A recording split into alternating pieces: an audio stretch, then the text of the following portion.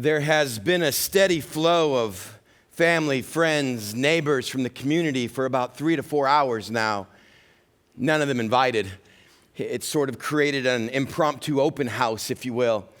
Most of them knew that, so they showed up with a little plate of something to share, a little finger food. You know that those little triangle sandwiches of egg something cut in little pieces, a little plate of dessert, enough for a few to share. It's made it so 2 tables have now been set up in the corner of the house.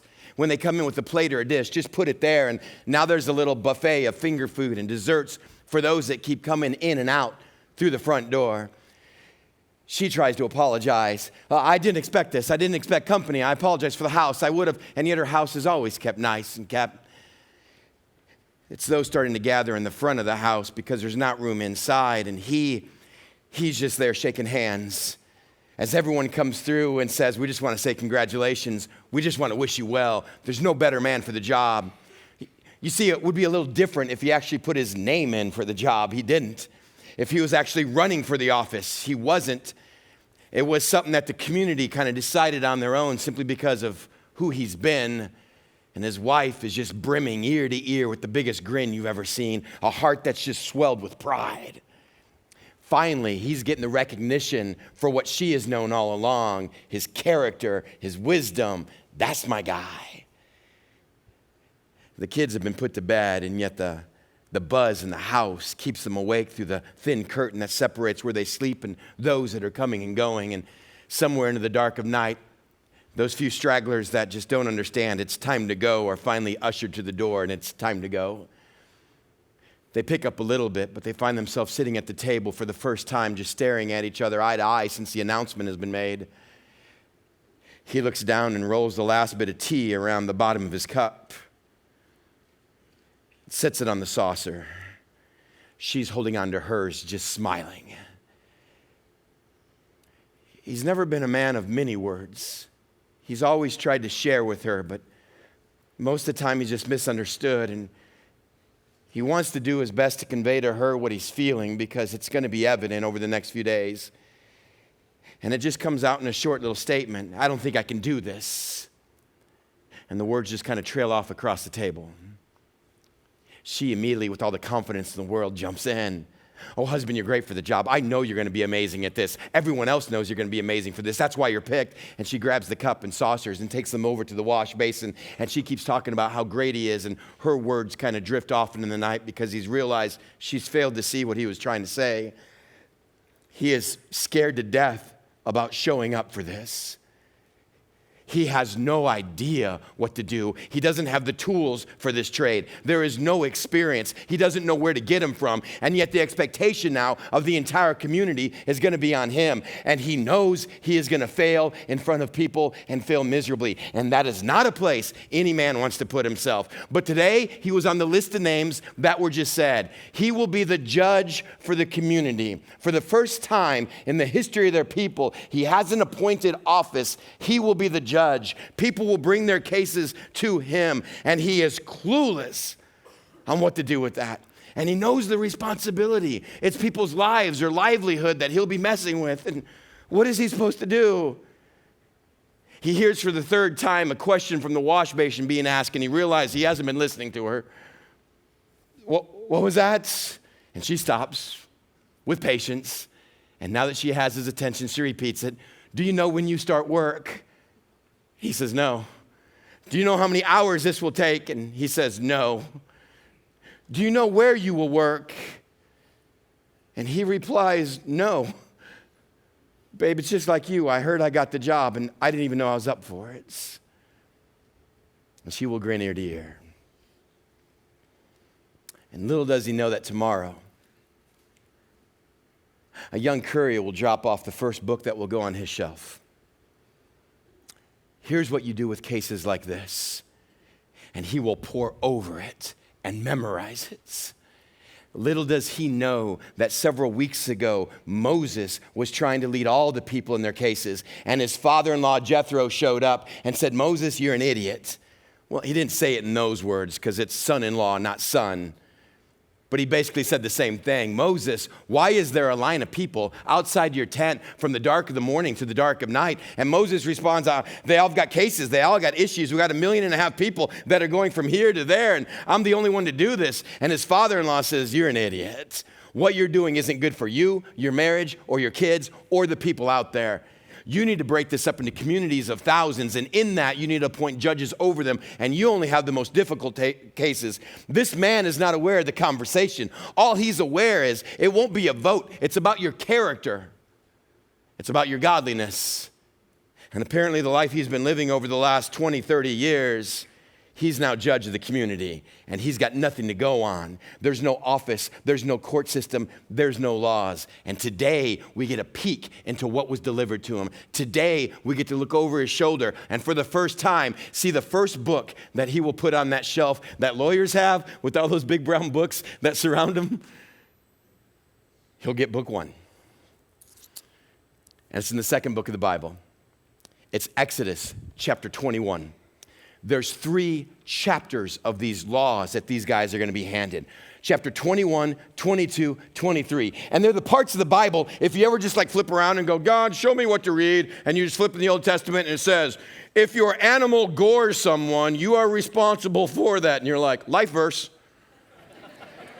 What do you do with that, North Coast?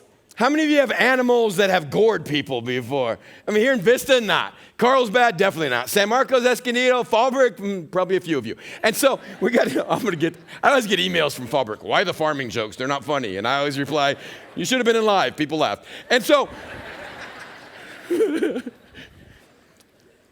it's 3 chapters. We're not going to go verse by verse through these 3 chapters.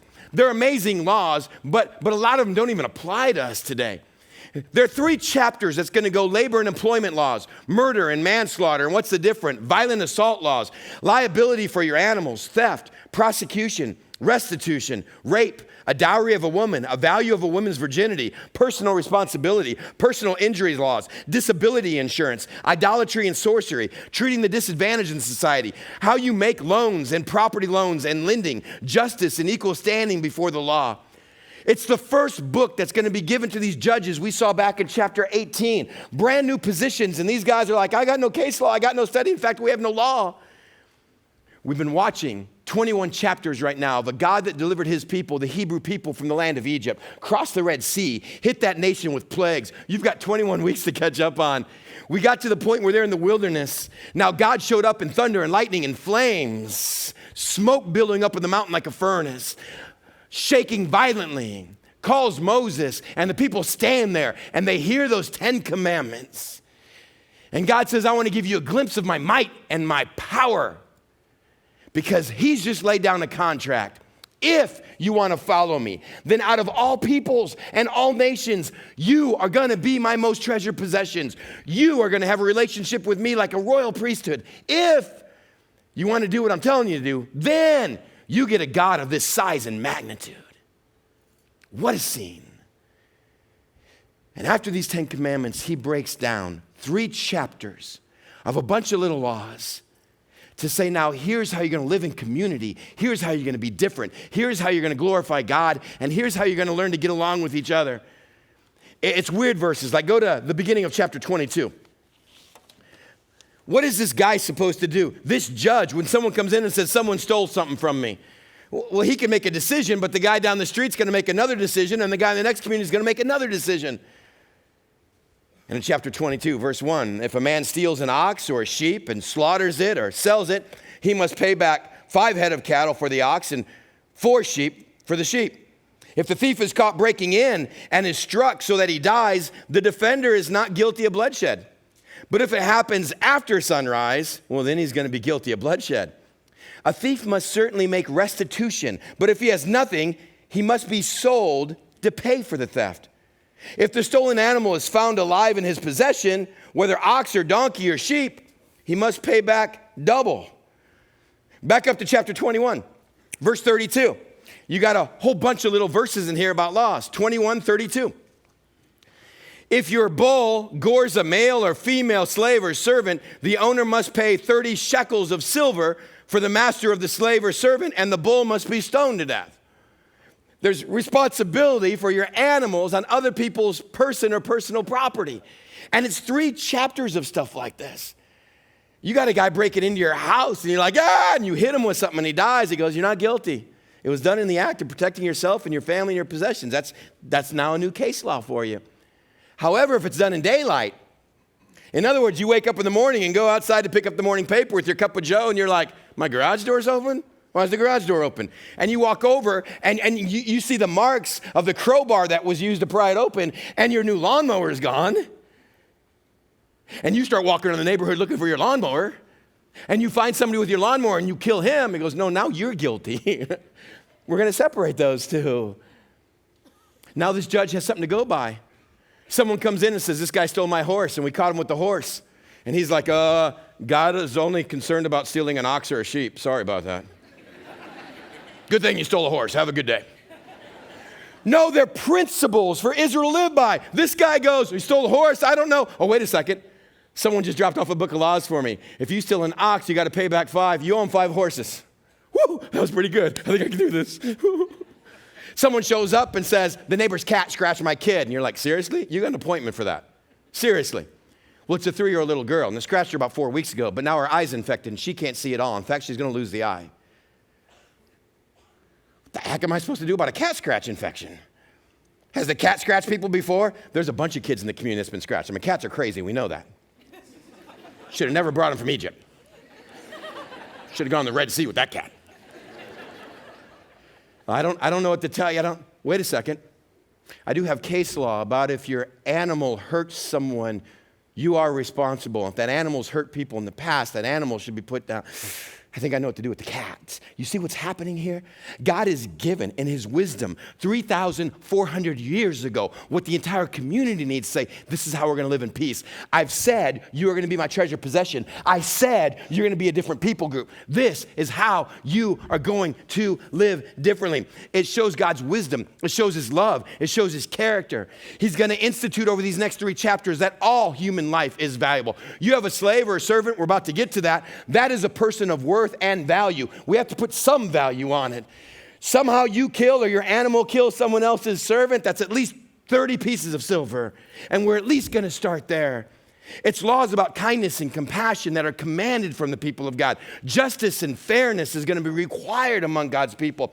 There's going to be restitution. If you rip someone off, you have to pay that back. And if you can't pay it back, you're going to work it off. This is going to happen in the people of God. Debts have to be repaid. Restitutions for wrongs made. Accused are going to be protected. Crimes are going to be prevented. God's going to be honored. The community is going to be blessed. You say, Chris, do we follow all these laws? No. Most of this is the very backbone of civilization and laws that we have today. But some of this is about their communication, their culture, their civilization. They're going to get into the price of a woman's dowry. You're going to marry someone, you have to pay the family that because that woman's going to become your family. A dad of 2 daughters, I think we should institute this. I've always been thinking ahead going, let me get this straight. I'm paying for a wedding, I'm putting up the money, and she's taking your last name? That's jacked up. I don't know where we got away from the Bible on this one, but it's time to bring it back, folks. I'm just telling North Coast right now, all 11,500 of you, one of your boys marry my daughter, it's going to cost you. So some of these laws aren't going to apply to us, but they're the principles that God has given us. So where does he start? Chapter 21, verses 1 through 11. I want you to see this. 21, 1 through 11. This is where God starts the laws that are going to govern this new nation, his children, his people. And these are the laws you are to set before them. If you buy a Hebrew servant, he is to serve you for 6 years. But in the 7th year, he shall go free without paying anything. If he has come alone, he is free to go alone. But if he has a wife, when he comes, she's to go with him. If his master gives him a wife and she bears him sons or daughters, the woman and her children shall belong to her master. But, if the servant declares, well, I love my master and my wife and my children, I don't want to go free, then his master must take him before the judges. He shall take him to the doorpost, and pierce his ear with an awl. It's an ice pick. Come on, you got your ear pierced. Don't give me that. Then he will be your servant for life. You see, if a man sells his daughter as a servant, she is not to go free as men servants do. If she does not please the master who has selected her for himself, he must let her be redeemed. He has no right to sell her to foreigners because he has broken faith with her. If he selects her for his son, he must grant her the rights of a daughter. If he marries another woman, he must not deprive the first one of her food, her clothing, her marital rights. If he does not provide her with these three things, she is to go free without any payment of money. First 11 verses of these laws, and I'm not sure if I get it or like it. Wait a second. You're going to show me God's wisdom, God's love, God setting up a new nation, God giving them laws, and the first 11 verses deal with how to treat your slaves? Why doesn't God just say, you're the people of God, there is no slavery? It's an 11th commandment. Should have been there. May have helped out our country a long time ago. Done. Why is God saying, no, they're slaves, and here's how to treat your slaves? I don't like this. And why is he starting here anyway? You're going to give your people, after the 10 commandments, 3 chapters of laws to govern, for these judges to have now principles, case studies to go on. Shouldn't you start with murder, rape, violent crimes, loyalty to governments? 11 chapters on slavery or 11 verses on slavery? Why not one verse? No more slaves. End of story. Love God. Now let's get on with society. I'm glad this past week I had a long plane flight from the East Coast back here because I wrestled with 3 chapters and narrowing down to the first 11 verses. And I realized it is hard for Chris to look at this and read this without immediately going through the filter of what slavery consisted of in America. One of the most tragic, horrific places of history in our young country.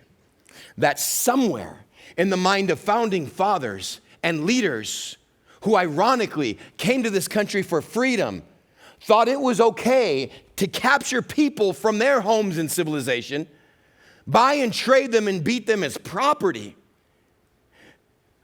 And it's been happening in human history from the very beginning for reasons of geography, for reasons of social or economic status, for reasons of pigmentation of skin, hair color, or eye color, to think that one group of people is superior, another group is inferior, and you are allowed to capture and own. And it happened in our country. And so when I read 11 verses where God starts his law and says, let me tell you how to deal with slaves, I stop and go, why? And I realize if we're going to read these chapters, so many of you are going to go, so God invented slavery? I've had other people say, well, God was all for slavery in the Old Testament. And I know that argument's going to be there. First of all, slavery has been happening as long as there has been civilizations. This did not begin in this chapter. It had been happening for centuries, hundreds and hundreds of years before this chapter. Secondly, context, context, context. We have to see it through their eyes and understanding, not ours. We have to, for a moment, set aside the incredible injustice that happened early on in our country and realize what God was doing here. You see, there's 4 groups, what it meant to them then. There's 4 reasons for Hebrew servants in the Bible. 2 of them we just covered. Number 1, though, I want you to write it down. For cases of extreme poverty. Extreme poverty. God cannot abolish slavery the way it was done here because it was a necessity to live for so many people, but gravely different from what we're talking about in American history. In cases of extreme poverty, right next to that, you might want to even write apprenticeship. I put the verses right under what it meant to them for each one of these. Let me just read you the first one. Leviticus 25:39 says this. If one of your countrymen becomes poor among you and wants to sell himself to you, do not make him work as a slave. He is to be treated as a hired worker or a temporary resident among you. He is to work for you until the year of Jubilee. Then he and his children are to be released, and he will go back to his own clan, to the property of his forefathers. In extreme poverty, I cannot provide for my wife and my 3 kids. We've fallen on hard times. I have no family land of my own. I have no trade of my own. And I see how the wealthy of my own people are living. And I notice the character of some of these men. And I go to their gate and I knock on it. And I ask to have an audience with them. And I tell them, my name's Chris. I have a wife, Amy. I have 3 kids. I can't feed them daily. I've seen how you live and what you do. I want to work for you. I know I'm going to be a servant or slave in that culture. And yet the Bible made it clear, oh, you don't treat him as a slave. These are labor laws. These are employment laws. You're supposed to take him in and help him out. He's going to learn from you. He's going to learn what do you do? Well, winery?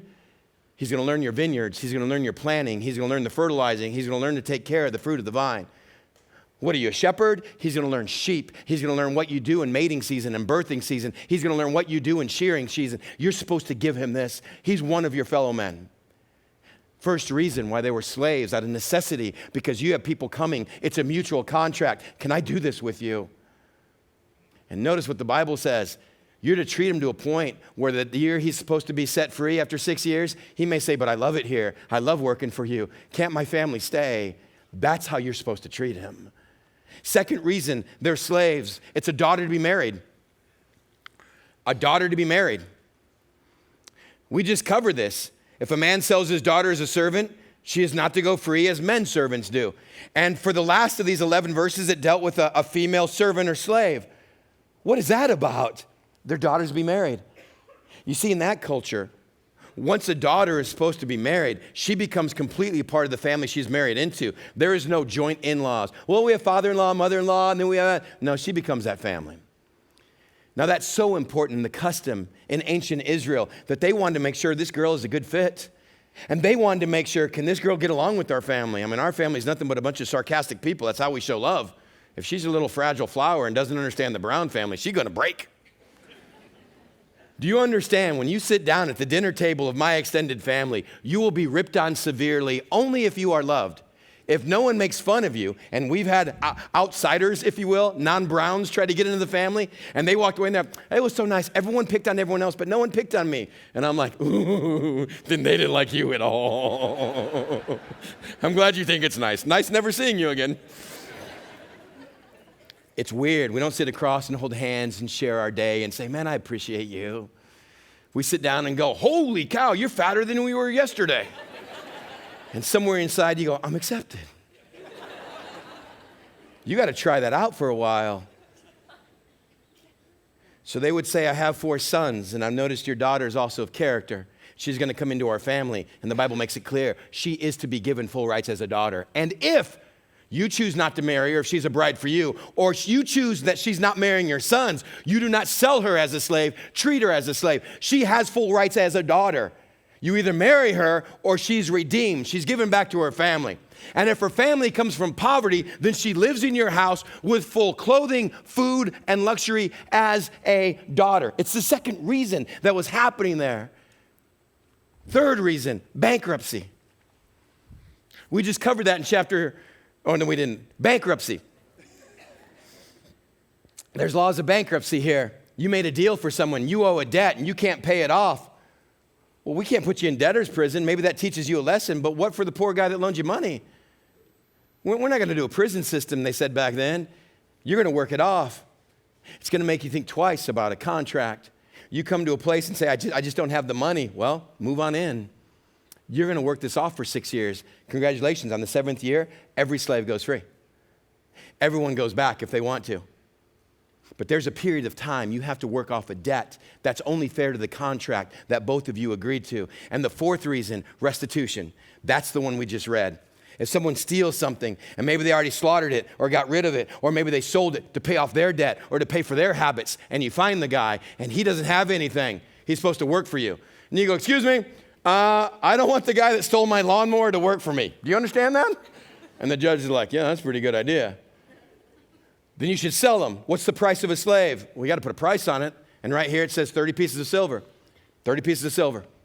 So you're going to get 30 pieces of silver for your lawnmower, and he will work it off with someone else, whoever bought that. And the judge can say, it's a lawnmower, you're working for a year and a half. Or you're going to the pen big time, you're working it off for 6 years. The 7th year, you go free. But this is grand theft. That was quite a nice lawnmower. You're paying it off for 6 years.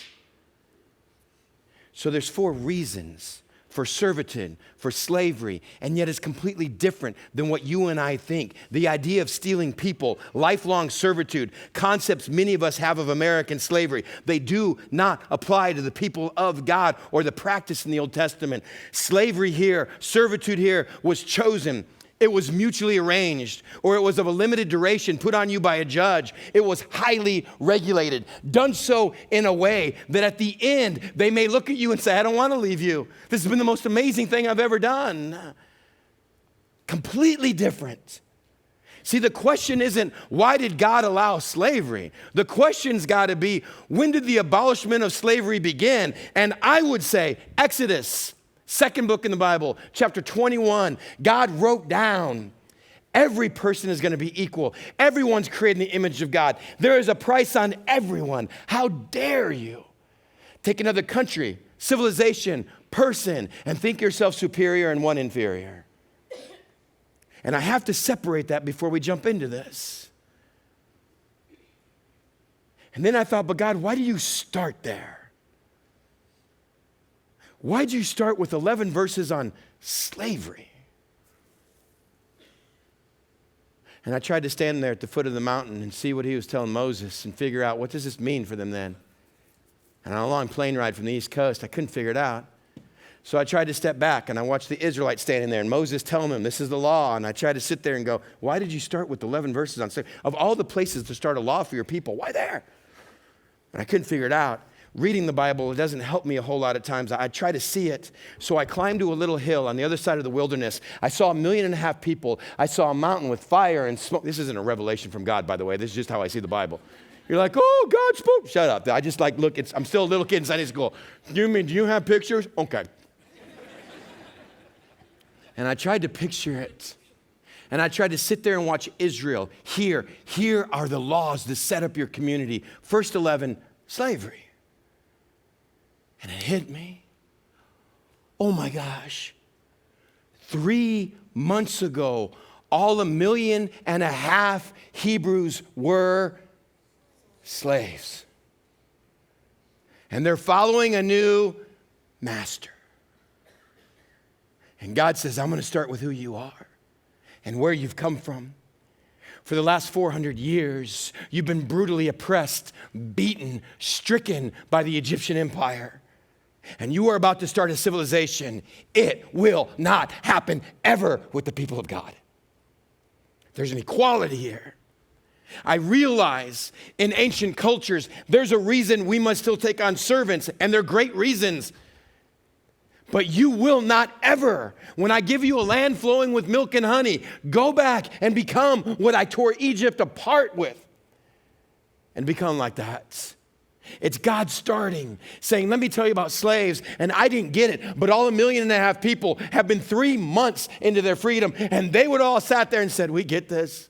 God said, I want to remind you who you are, where you've come from, and what I did to bring you out. And that will change how you live. The freedom you've been given by this incredible new master is going to change how you live. What an amazing beginning.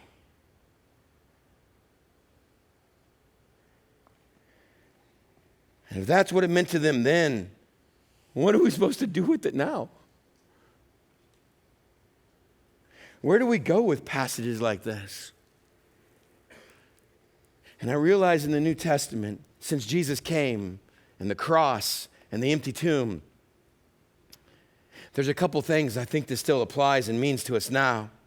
Number one, you see, we also were bought and freed at a great price.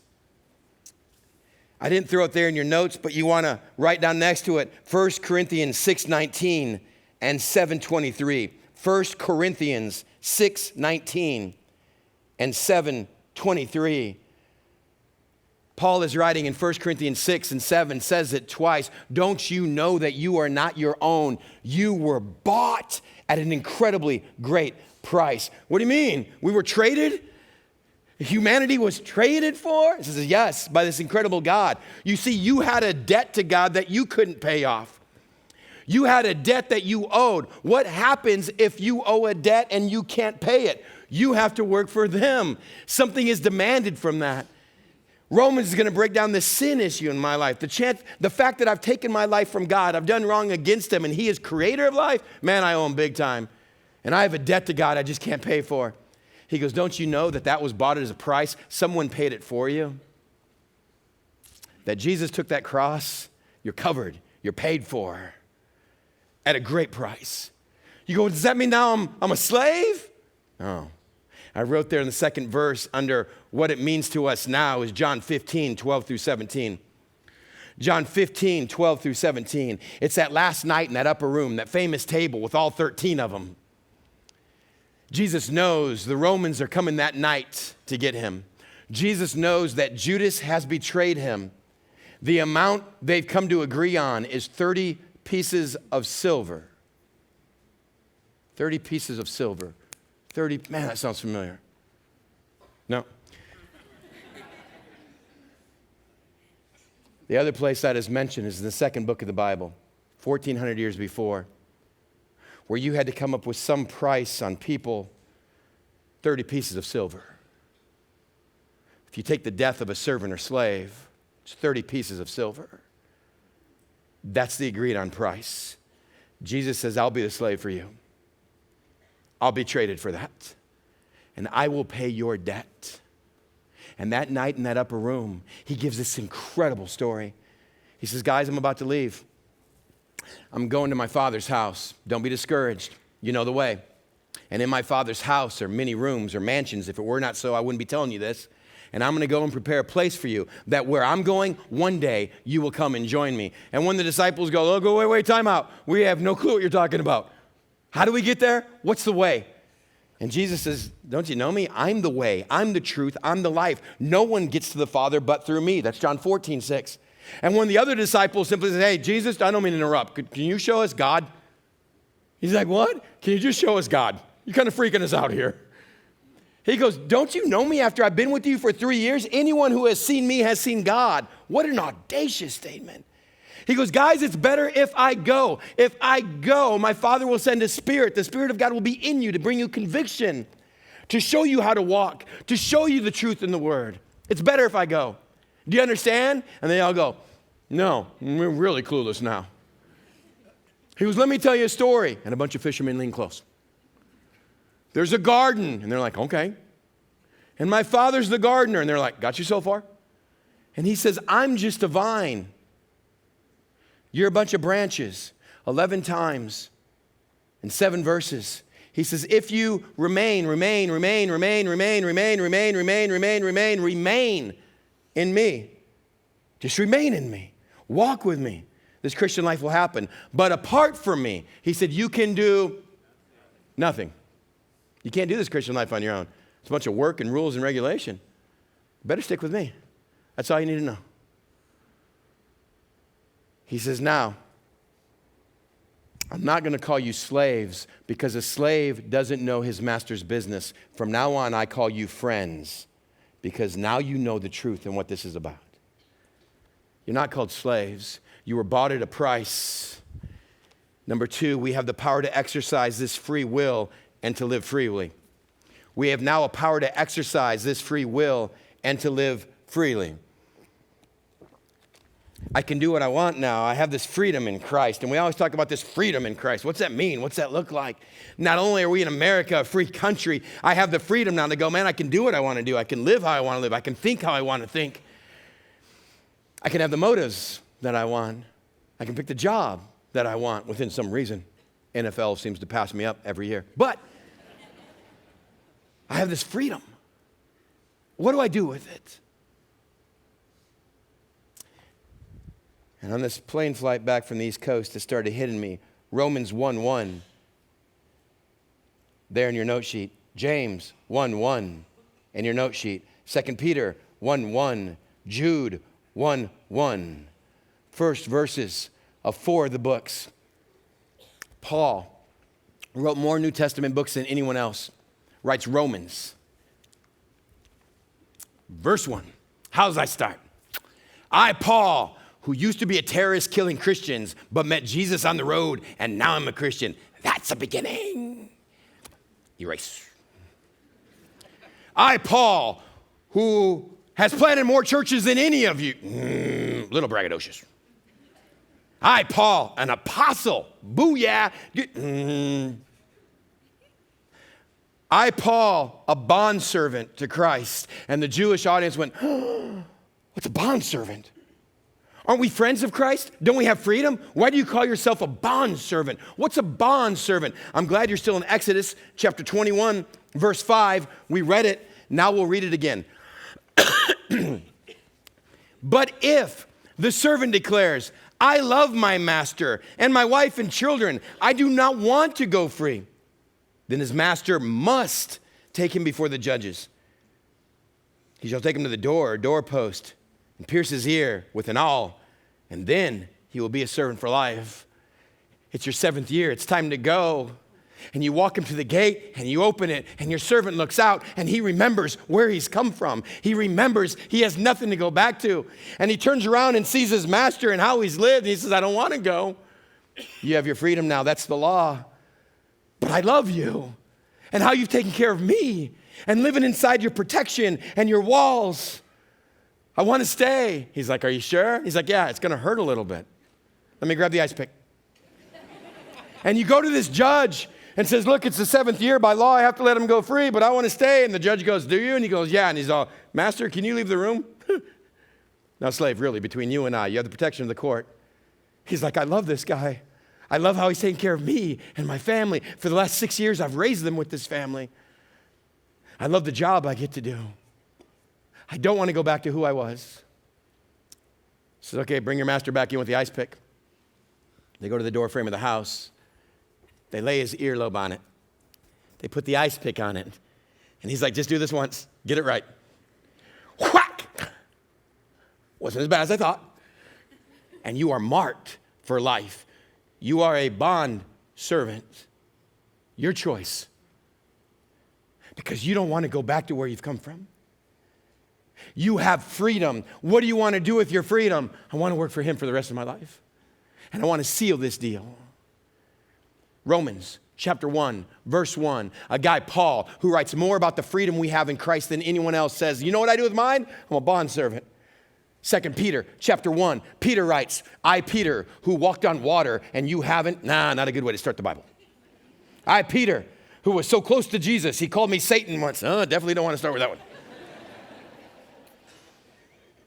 I, Peter, a bondservant.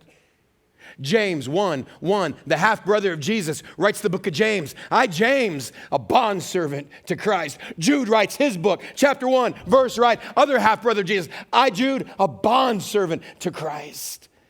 They took their freedom and said the most amazing thing I can do, the most amazing title I can have with my freedom is, I'm his bondservant. It's out of love for your master. We have this freedom. Jesus says, I call you friends. What do you do with that? I turn around and say, thank you, but I know we're not really buddies. It's amazing. Jesus says, I call you friends, but I'm still the master. You get that, right, Chris? And I'm like, I wasn't mistaken there at all. When I call, you pick up. Yep. You're not going to treat me like really friends. Nope, got it. He goes, but this is the relationship we have. And in turn, they take their freedom and say, but I'm going to be a bondservant.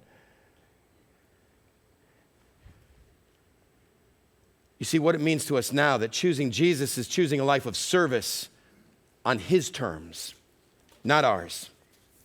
On his terms, not ours. Have you been there? What do you do with this freedom we have? And God says, Chris, you can do what you want. And he opens the gates to life. And I stand there and think I can. I can do whatever I want. I can follow my own desires. I can follow my own dreams. I can be with who I want to be with. I can do what I want. And I remember where I've come from. I remember the slavery he saved me from. I remember what Chris used to do with his freedom, and it's laughable. The greatest bondage and prison and chains I have ever felt in life is when I exercise my freedom without restraints. When I lived as a free guy and did what Chris wanted to do, I found myself in more bondage and chains than ever before. Ironically, when I said, God, I'm just going to serve you. I'm going by your rules, your regulation. I have found more freedom and contentment than at any other time in life. He opened the gates and said, you're free. I call you friends. And I took one step out and I said, I know what life is out there. I've tasted that. I've been there. I don't want to go back to that. I don't want to live like that again. I hated being alone at night and not liking who I was with. I like it in here. He's all, but you're free, Chris. I'll tell you what I do with that freedom. Hit it. I'm yours. I don't want to go back to who I was. It's a bondservant.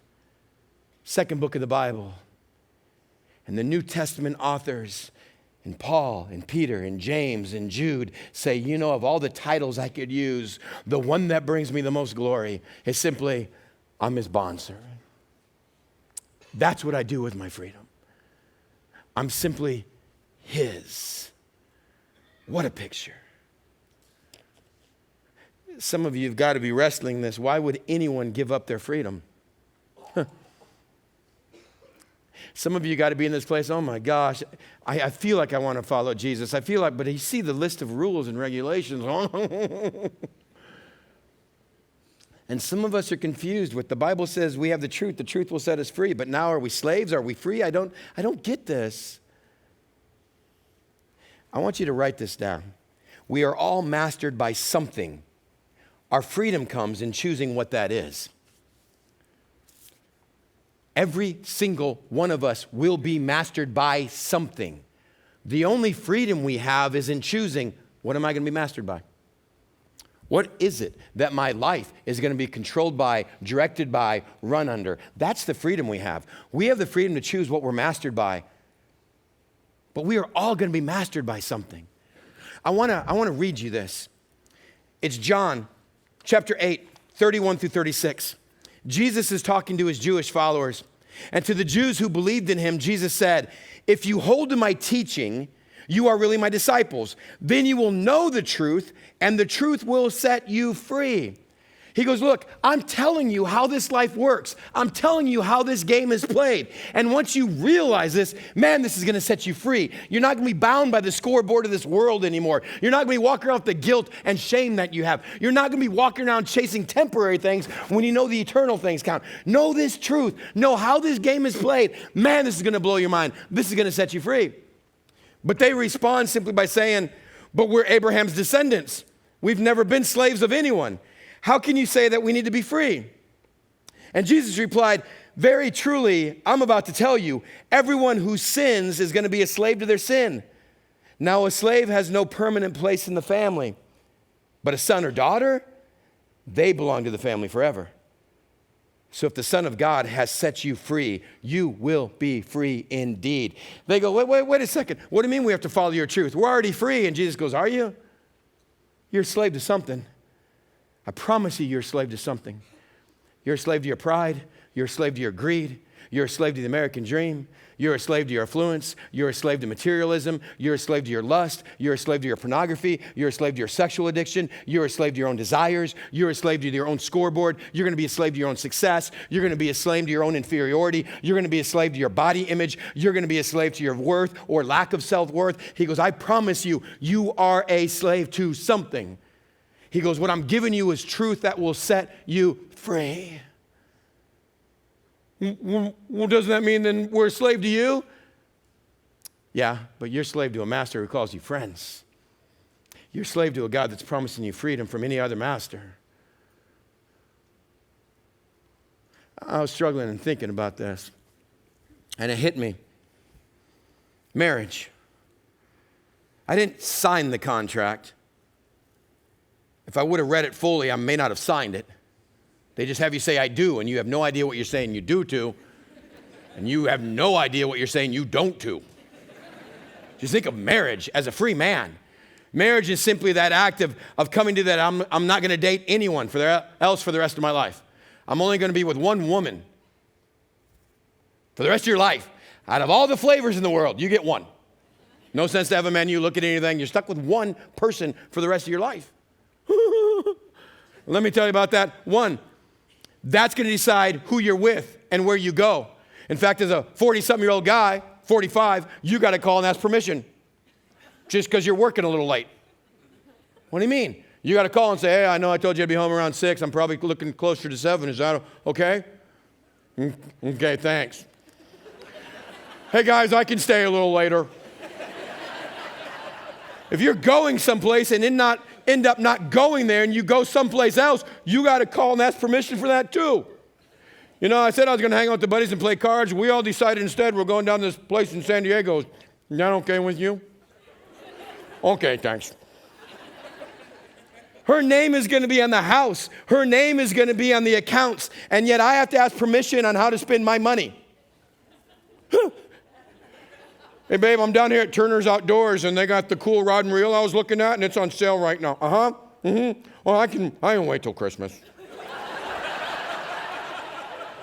I thought I earned that, but maybe, okay.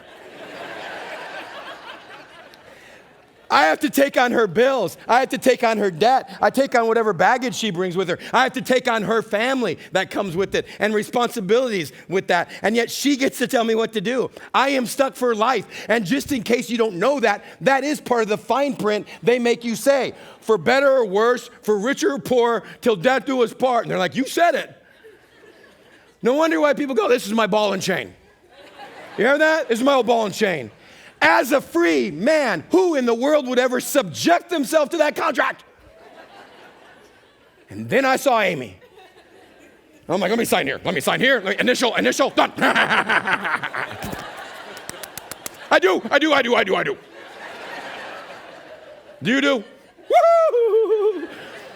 And when you look at the rules and regulations, you got to look at it and go, who in the world would put themselves in that bondage? And for 21 years, I have never, ever thought of, described as a ball and chain. You're like, Chris, is that really the contract? Uh-huh. Why'd you do it? Do you look at her? Do you know her? Do you know what I get to go home to?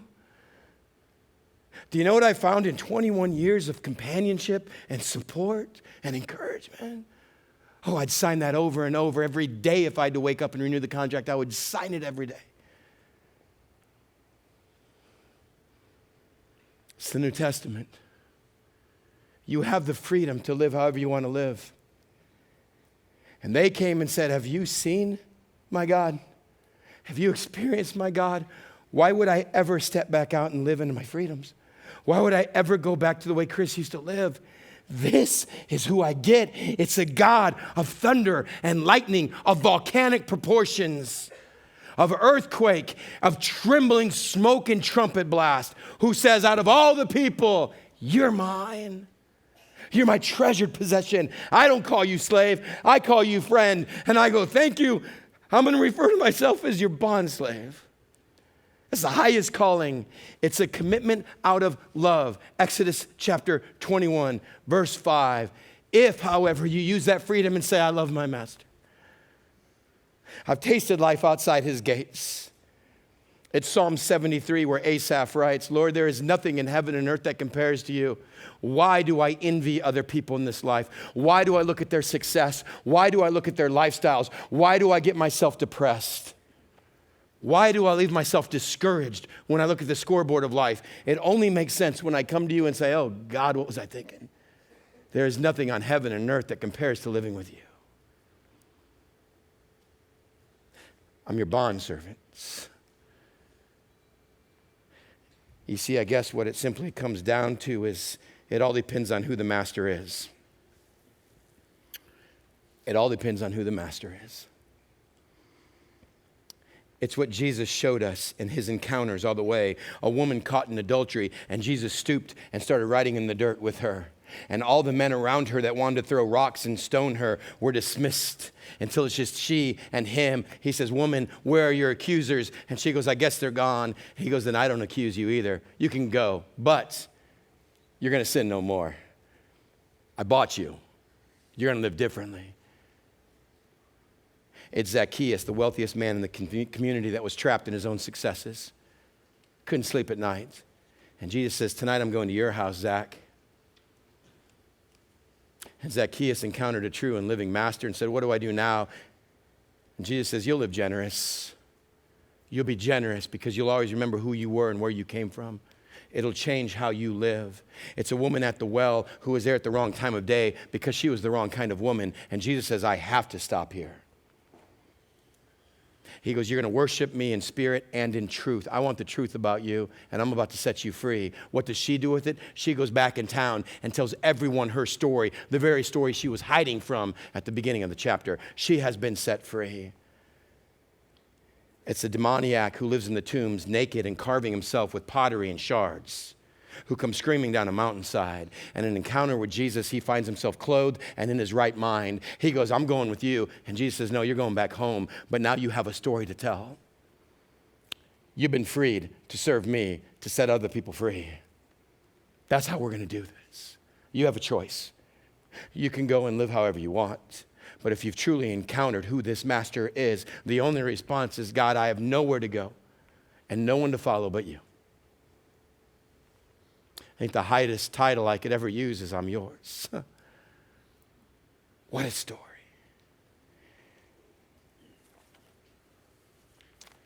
It's the second book in the Bible. He's given laws and principles for a new judge to figure out how to do this. And in the midst of it, he shows the heart and character of God. That New Testament authors say, we're set free, we have freedom in Christ, and that freedom is found in serving him.